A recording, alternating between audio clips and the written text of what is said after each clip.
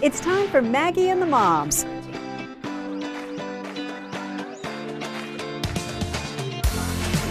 Sponsored by Tampa General Hospital. It was 12 years ago that a young teenager, tired of bouncing from foster home to foster home, worked up the courage to stand behind the pulpit at his church and beg for a forever family to take him in before he got too old to be adopted. What happened next became known as the Davion Effect, and that is also the name of a new movie that tells the story of his life. And we are so happy to welcome today the man himself, now 27 years old, 27-year-old Davion Only-Going, and his adoptive mother, Connie. Thank you so much for being here today. Yeah, thank you for having us. We have been following your journey for a long time, thanks in large part to our executive producer at Daytime, Deanna Moore, who's at the helm today here on the podcast as usual. Deanna, can you believe how far he's come and how long you've known them? Oh my gosh, I cannot believe it's been 12 years, 13 years? 12 and years. you came on the show twice. You came when you first did the plea, and then you came again when Connie adopted you. Mm-hmm. And I have a weird personal connection because that church, St. Mark Missionary Baptist Church, is my family church. They've been going there for 70 years. I Wow. believe. Yeah, Yeah. And Michelle, who held the microphone while you did the speech, is a cousin of mine. that's I know. crazy. It's a small world. Yeah. Right, so let's start there because that is what gets everybody's attention and makes them go, wow, how does a boy who had been through so much at that time find the courage to do that? Take us back to that day, Davion. So it's I mean, honestly, to me, it was like in the beginning, it was like a normal day due to like the media and stuff already hitting. So I remember I prayed before, got my little suit on, got my little Bible. And again, I wasn't expecting it to have that many people. So I remember when I first got that, I was like, okay, everything's gonna be good. It's gonna be, a nice, small little thing. Yeah, the entire church was packed. And when I walked in, I was like, oh, man, this is getting real. Okay, wait.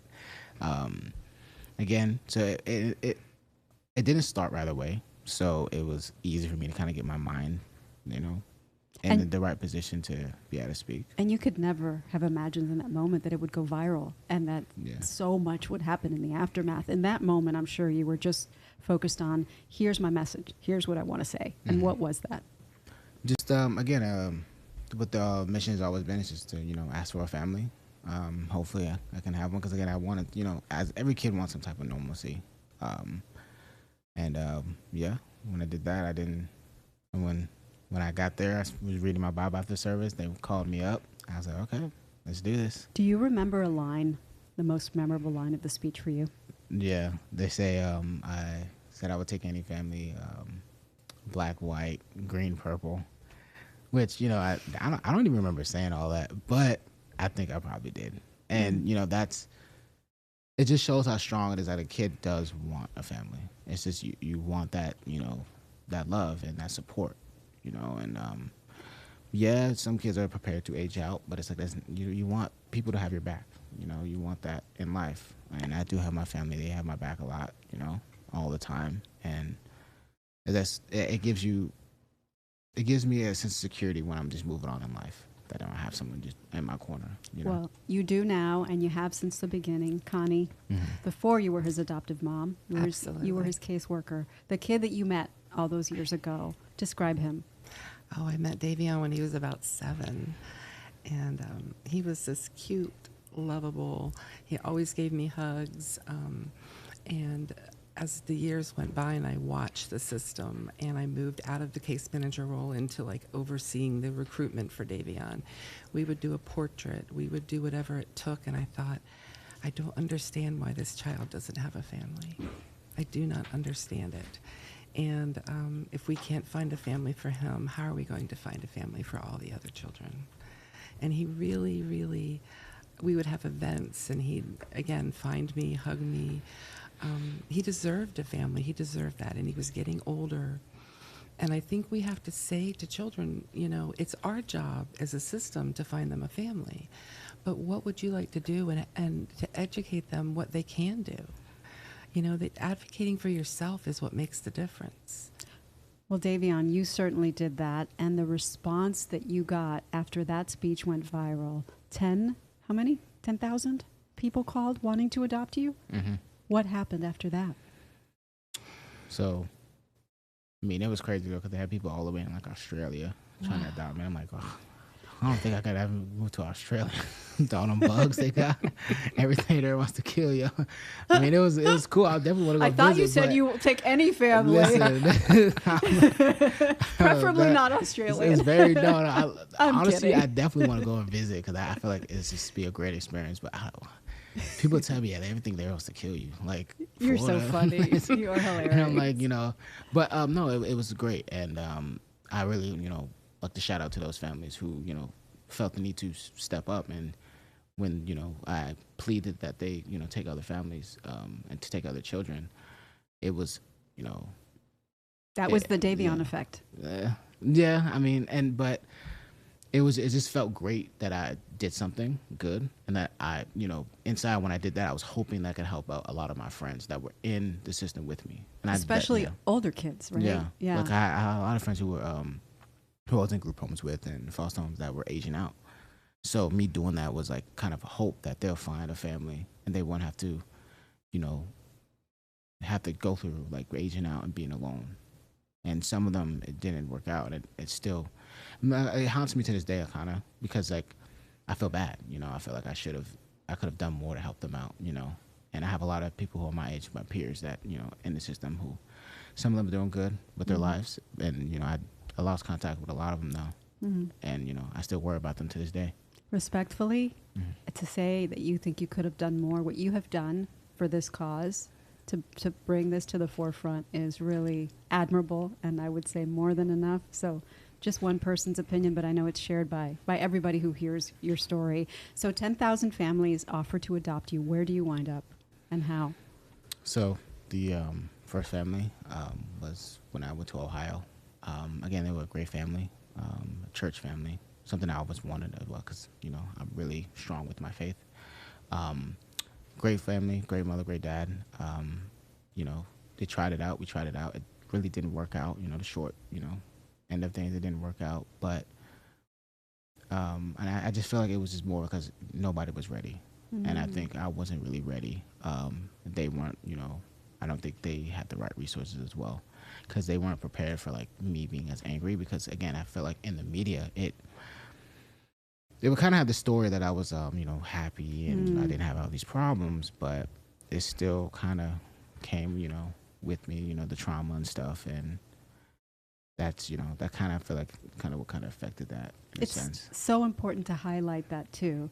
When you take in a kid, know that you're taking in that kid's whole life experiences, issues, and that it's going to take time. Connie, when you finally decided to adopt Davion, you learned that firsthand. It's not easy, but it's not supposed to be. Yeah, it's probably the hardest thing you'll ever do in your life. But it's not that you can't do it. It's that you have to have the unconditional commitment to that child. And when you have that, there isn't a choice to fail. Because if I'm Davion's last stop, if that's it, I know he could age out. But if I'm going to step in, I'm going to step in at 110%. And that means that when I shut the door at night and I'm in my room by myself and I'm crying or I'm praying and I'm like, what else do I do to be a better parent? How can I do this? That's what this tests. It isn't about me. And that's the other thing you have to tell yourself in this type of parenting is the trauma is not your trauma, but you're there to help them move through it. You really are the healer in so many ways that you hold them safe. A child cannot grow until they're safe. And safe means not just food and shelter, but that takes, everything that you give that child, whether they want it or not, you do things to make them feel safe. And eventually, after how long would you say, did things finally click and you say, because really, you gave him the opportunity to be who God always intended him to be, but it took some time for him to get there, correct? Yes, and I told him he needed to take off the, children in foster care, and we need this to survive. They have to be on a behavioral, I have to perform at certain levels. And they need that to make it through the group homes and to become and to get some skill sets. But what happens is, who are you underneath that? Right. It's like pretending Right. to be somebody when you get married to them. It doesn't work, because you have to be yourself eventually. And Davion needed to be himself and go back to his anchor and figure out what it was about and who he was going to be as a man. And he did the work.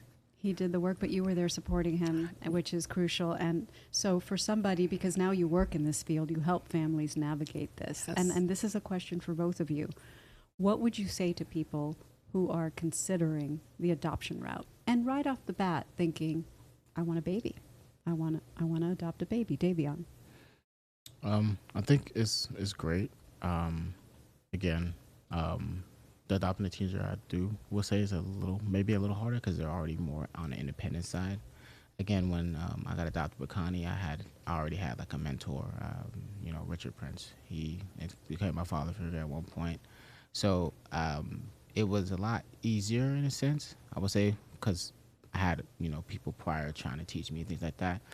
And but adopting a baby is, I think it's definitely great in a sense, because in my mind, you're kind of saving that child from the trauma. From going through the trauma in Yeah. the first place. And again, but like I said, I think it's also just as a point to adopt a teenager as well, because with Connie, it wasn't really more if she was like a parent to me. It was more like she was just kind of like there to help, because I was already kind of mature and I already knew what I wanted. So she was that support system along with, everyone else in my family, my brother, my other siblings.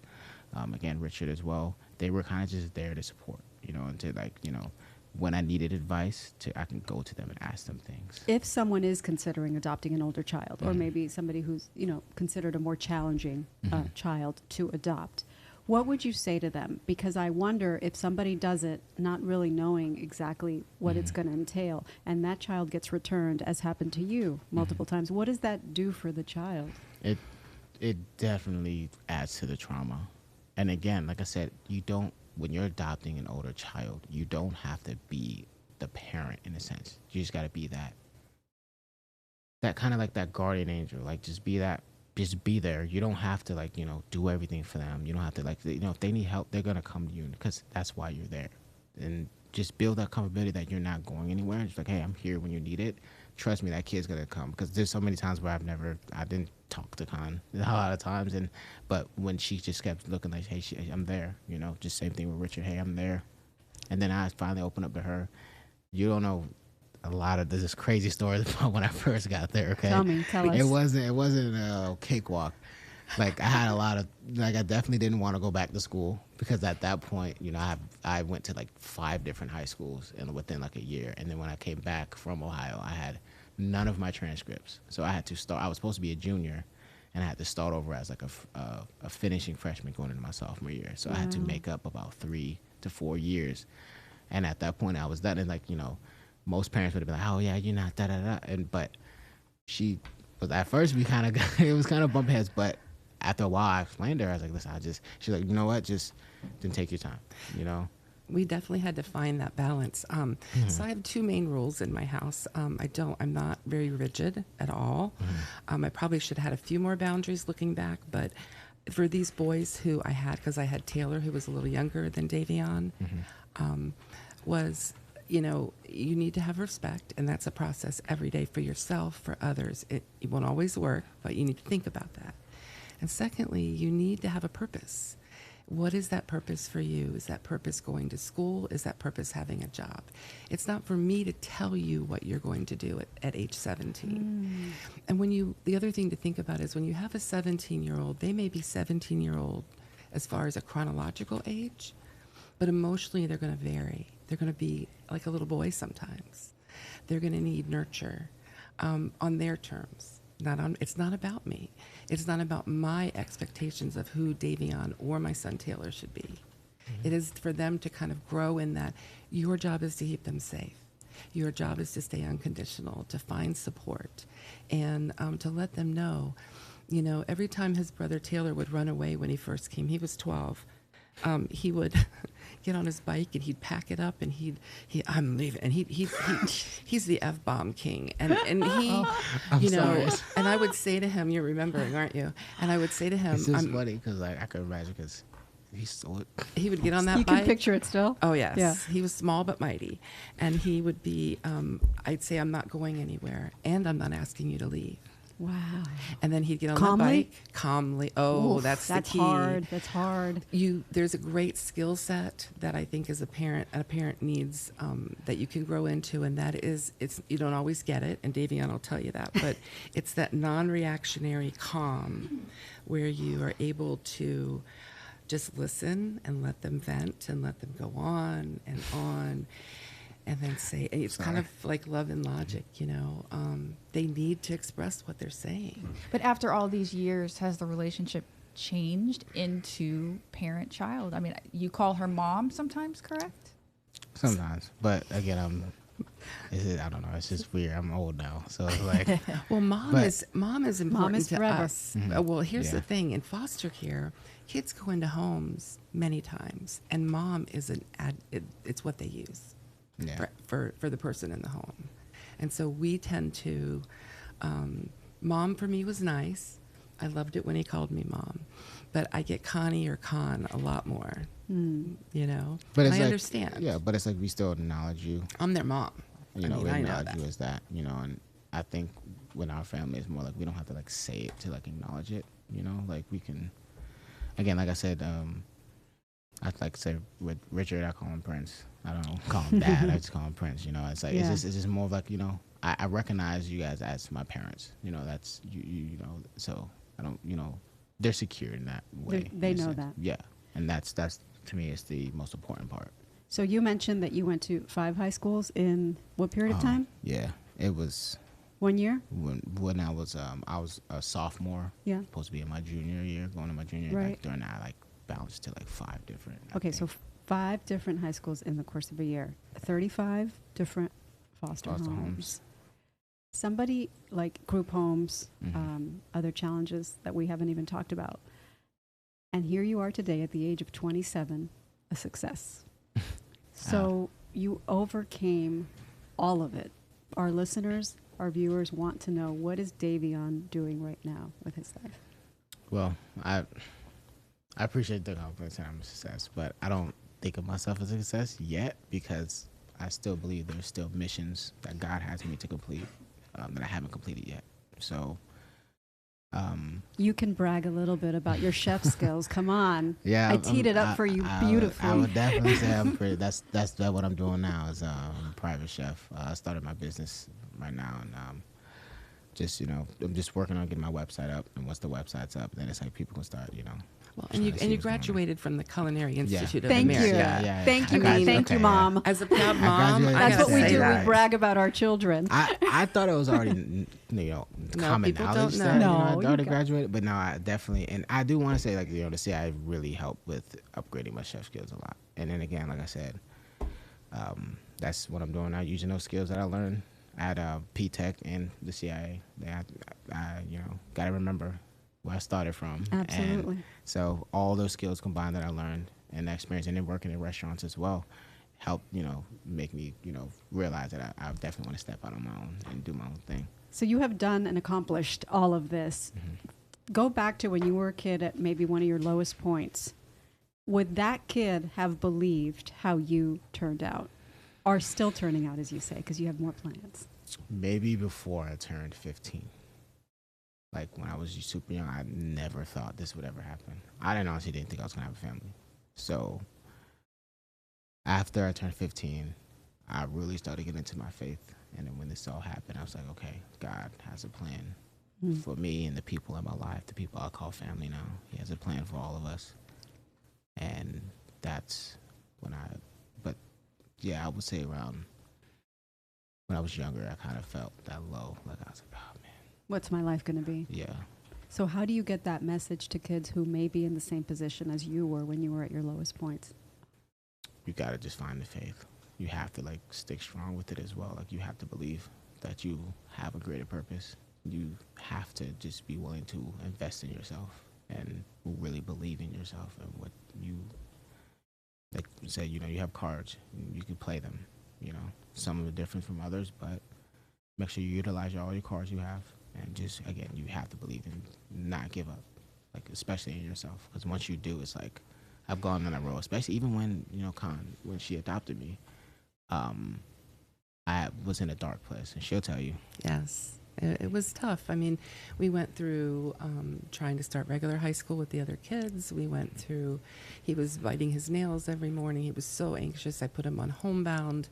Nothing happened. He was, coming out of a lifetime of being in a system, not a home. And I didn't push him. When we played family games or we ate dinner, he stayed for a little while. He went back to his room. His retreat was his games, his gaming system, and his handheld gaming system. And you didn't mess with those, but that was where he went to be safe. And learning how to be safe with people, sleeping through a whole night without waking up, thinking somebody's going to be checking on your door. Mm-hmm. One time he accused me of cutting his hair at night. You remember that one? I gave you an edge, remember? And I'm like, I didn't give you an edge. No, and I'm not gonna lie, I blamed Richard. Oh, Richard came over. Because I think it was, I asked him to give me an edge. And he That's messed my hair up. crazy. And so I would never, and it's funny, it's a joke. We laugh a lot. Laughter it's a is joke. key. Laughter. I can tell that's important in your family. And I remember, because it was before we went on the cruise. Yeah, and I was like, and my hairline was like way over here. And I was like, this is not normal. And he insisted I did it. I'm like, I swear I didn't go in your room. I was like, you're pranking me. You're trying to make me look bad on the cruise. And it was fun. And I was like, oh no, this is from the time when I was like, and I remember I called him. I was like, I'm never gonna be able to leave the cabin in this cruise now because I got this haircut. He was like, I didn't do what you're talking about. And I was like, man, you messed my edge up, man. I can't do nothing now. I ain't not leaving the cabin. Well, Maggie, in our last 5 minutes, can you talk a little bit about the movie? Yes. Please tell us about what it was like to see this movie of your life story unfold. Well, first of all, it took me right back. It was full circle, and it was healing, because there were times in the middle of it I felt alone. There were times that I thought I wasn't strong enough, and I relied on my faith and my inner self, and to see it come full circle was amazing. And to see that there is, a point to where they do jump off, and they do blossom, and they begin to grow. And, and when I hear Davion speak, it's the same thing. I'm like, oh my gosh, the words that come out of his mouth amaze me. And I know that my purpose that I listened to and that I followed in my heart was right. And so. Davion, punctuate this podcast with just what do you hope people will take from the movie and from your story overall? I just hope, this is an education at one point. I hope people get educated about what really goes on in the foster system. And I hope that, kids see this, especially kids who aged out or my age. I hope they use this as like a light of hope to be like, hey, let me share my story as well. And with families, I just encourage them to go out and adopt. If not, just be a mentor or do something to, help these kids, because a lot of the kids, when they're lost, like and when they age out, it's gonna be worse. And again, adopt babies as well, right. So they don't have to go through these type of things. And that's it. That's a lot, and that's called the Davion Effect. And we're so happy you're in the world to make this happen. One more question, though. Mm-hmm. If you could talk to that little Davion standing there in the church, what would you say to him? I'll tell him keep going. Tell him it gets better from here. Encourage him. Just be like, hey, just keep your head down and, keep doing what you're doing, because it's going to turn out great. And you're going to, be able to do something in life. You're going to have a great family that supports you. You're going to have a great mom, great dad. You're going to have a great, brother, sisters, all that. Amen. Mm-hmm. Thank you both. Thank you. And thanks for listening.